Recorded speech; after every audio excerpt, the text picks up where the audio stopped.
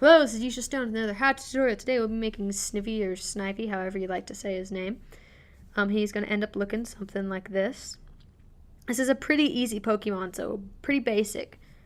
So if you've never done clay before, this is a good starting point. Also, to do Bulbasaur is a pretty good starting point too.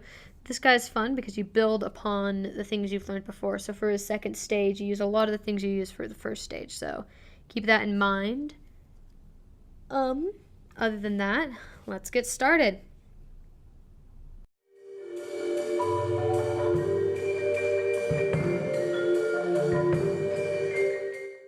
Colors you're going to need are a forest green, a translucent, you can also use glow in the dark, yellow, a kind of a copper, I mixed orange and dark brown to get this, a white, and black.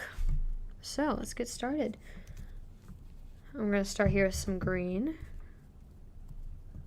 We're going to roll it into a circle. And then we're going to roll on one side, just kind of going back and forth. And then do the same on the other side, kind of go back and forth until it looks kind of like a boomerang. And then I'm going to just pull this around my finger, just so it kind of follows the shape of my finger there. Then I'm going to bend it a little bit more and do the same thing. So it looks like that. So now it really looks like a banana. Alright, if you got weird lumps in it, you can kind of just roll it back and forth just very lightly. That'll get your bumps out and your kinks. So it looks like that. Beautiful. Next we're going to get our green again. We're going to roll it into a circle just by doing a circular motion. Then we're going to roll more on one side, just kind of staying in one place, so it's a teardrop. Then we're going to take our thumb and we're going to use it as a mold to just wrap our finger around like that, so it looks like that. Next I'm going to kind of just round this out again, just the far end. Then I'm going to take this and roll it a little bit between my fingers and then kind of push it back in.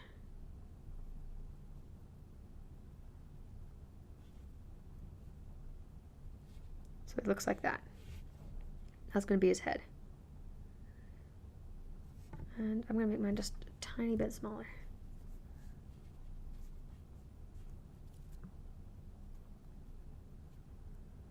There we go. Gorgeous. Next we're going to get our translucent.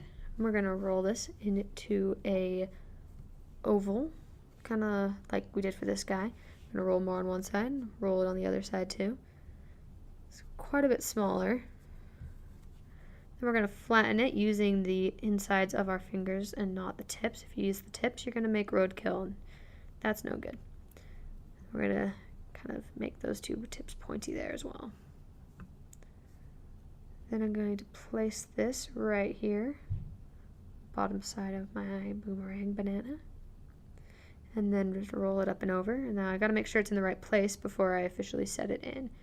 So I like where it is. I'm just going to push harder on it and then roll the edges.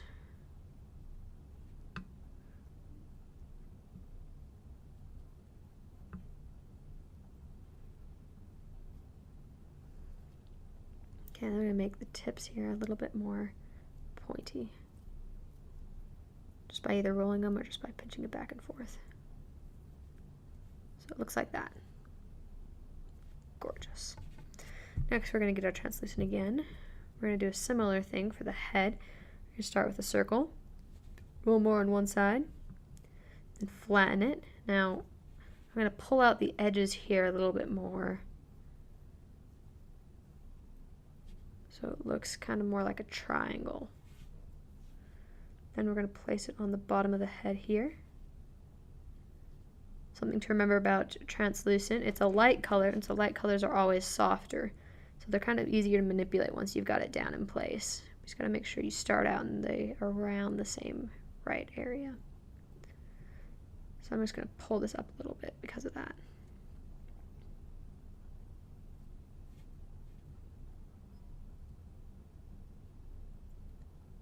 So it looks like that. Beautiful. Next, we're going to get our yellow. We're going to roll this into a snake just by going back and forth This is just something you gotta practice. There's no real trick to it other than just not staying in the same spot for too long. Just evenly go along it. Then you gotta flatten it. This one we got pretty flat. Then I'm going to place it on the top of my edge there, right there. And then just kind of make it a little bit further. Then we're gonna make it crescent down, and then when it gets to there, I'm gonna just pinch it off. It was very lightly placed in, so now I'm going to press down harder because I like where that is. Do the same for this. Just kind of get it around where you want it. Make sure it's the right size. Then once you've got it where you want it, flatten it down. Press it on. There you go. Next we're going to get our white. We're going to roll 2 small circles. It's easier to do in your fingers when they're smaller than it is on the table. And we're going to flatten them, again, pretty flat, and we're going to place it overlapping both this translucent and the yellow, but you want the yellow to intercept it in the middle of the circle. So you don't want this lower. If you have to have it higher, you can, but you want it about the middle. Then do the same for this one.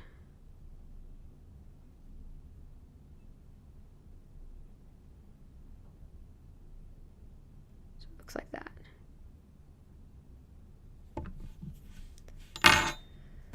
Next, we're going to get our copper. We're going to roll 2 small ovals. You do it by doing like either a really fat snake or a really lopsided circle. It's kind of hard to explain. Mine are maybe a little bit smaller than that. So I could do an ovular motion, I guess, is the best way to explain it. And then flatten it, and then place it on your white. Now, when you place it on the white, you don't want it to be exactly in the middle.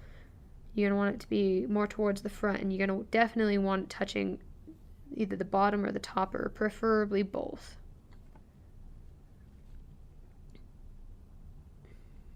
So they look like that. I mean, you can have them looking backwards or whatever direction you want, but if you want them kind of looking normal, then that's what you got to do. Next, we're going to get our black. We're going to make 2 even smaller circles, or ovals.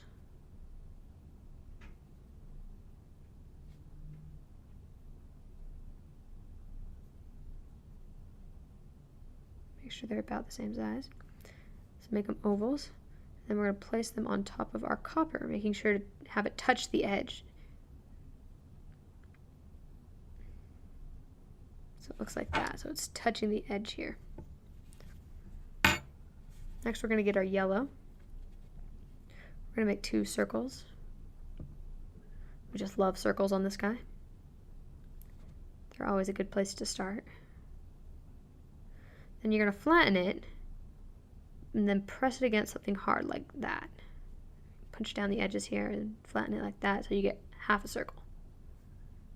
Do it again on this one. So I've flattened it, and I pressed it up against my fingernail here. You can also use the table. Flattened it. If you want to make the edges more sharp, you kind of just got to hold on to them and press them into your flat object. Next, I'm just going to roll this onto the eye here, making it kind of lean and backwards a little bit. Now, depending on how you want your Snivy to look, it'll be the angle here. You can be mad going this direction, kind of content going that direction. This way, he's a little bit more pompous or tired.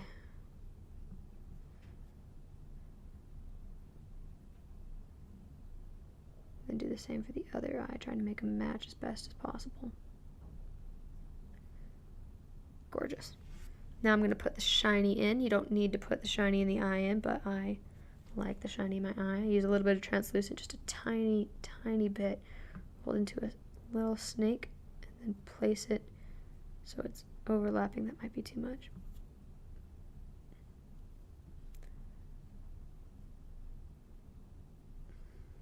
It's a tiny snake.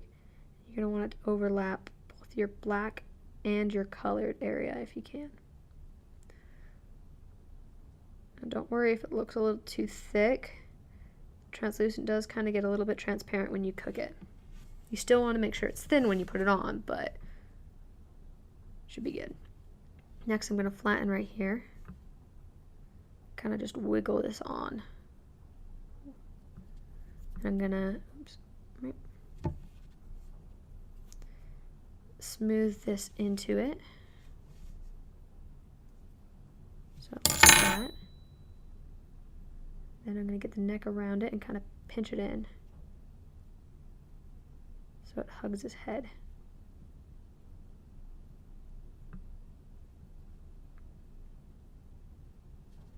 Looks like that. And I like sticking his nose straight up in the air, like he thinks he's so much better than you. There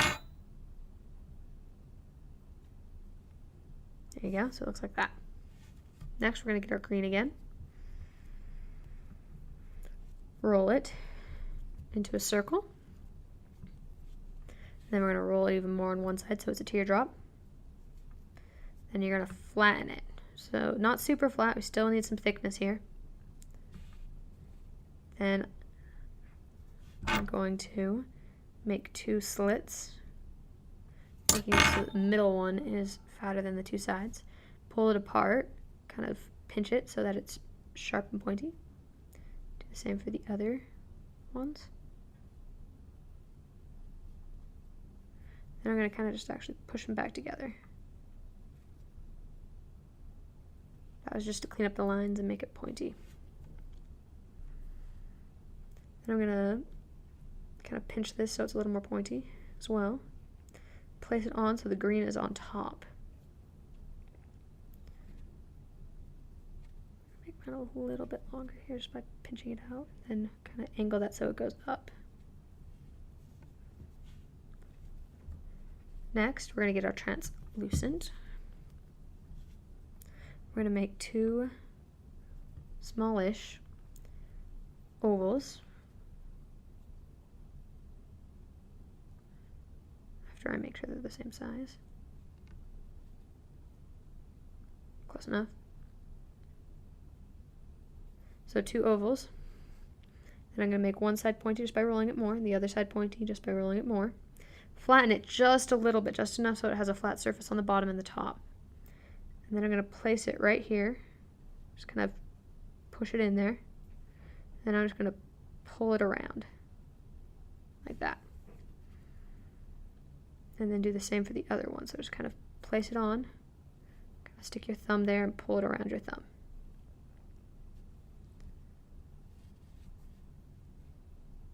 Then I'm going to kind of just tap mine on.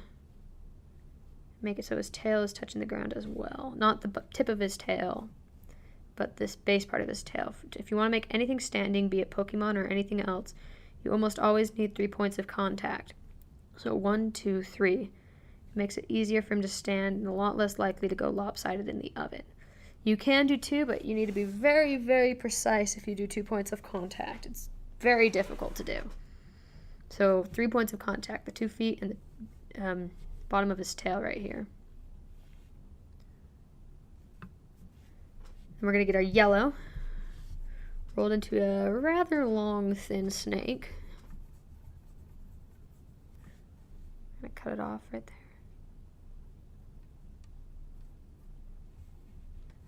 And I'm going to place it on the tip of his green right there where I connected the tail, or the leaf on his tail and the edge of his tail.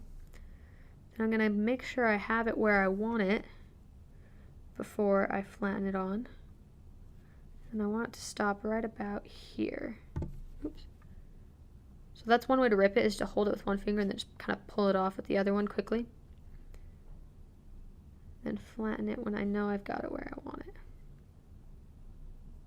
Again, yellow is one of those soft colors, so it's a little bit easier to manipulate once you've placed it down, but it's still better to have it in the right spot in the first place. Okay, we're going to get our yellow again. Roll 2 circles. We're going to go roll one side for a longer amount of time, and so it's pointy and long. The other side we're going to roll just a little bit so it's short and pointy. So we get this shape. Then we're going to flatten it I kind of make it a little bit more pointy here. I'm going to place it right here. Made mine a little too long. Let me try that again.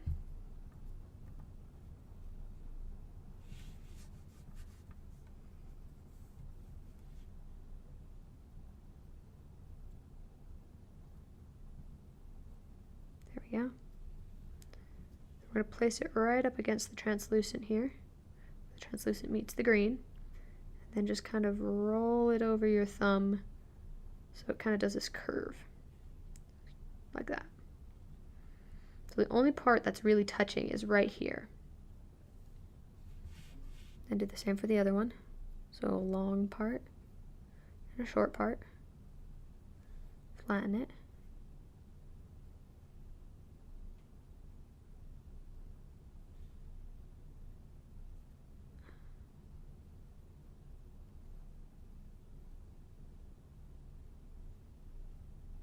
There we go. Then, last but not least, we're going to take our green, roll 2 circles, similar sizes. I like to start out with circles almost all the time because it's easier to tell if one's bigger than the other. Then we're going to roll on one side, just a little bit more than the other one. So we get that shape. Then I'm going to flatten it, again, not a lot, just enough to kind of get it flat on both sides there. Then I'm going to actually pinch the tip here using the tip of my fingers, but I'm not pinching it on the tip of my fingers, if that makes sense. Pinching it like this so I get this shape behind my fingers. Then I'm going to make 2 slits. 1, 2. You can leave them like this, or you can spread them apart and make them pointy like you did for the tail. I'm going to leave them. And I'm going to place this right here underneath our yellow. Kind of just make them coming in. Then do the same for the other one.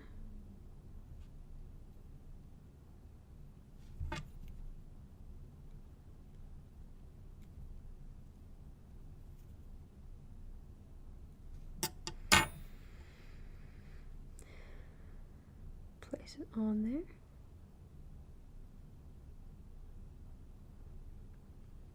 Actually, I think I'm going to put his arms like that.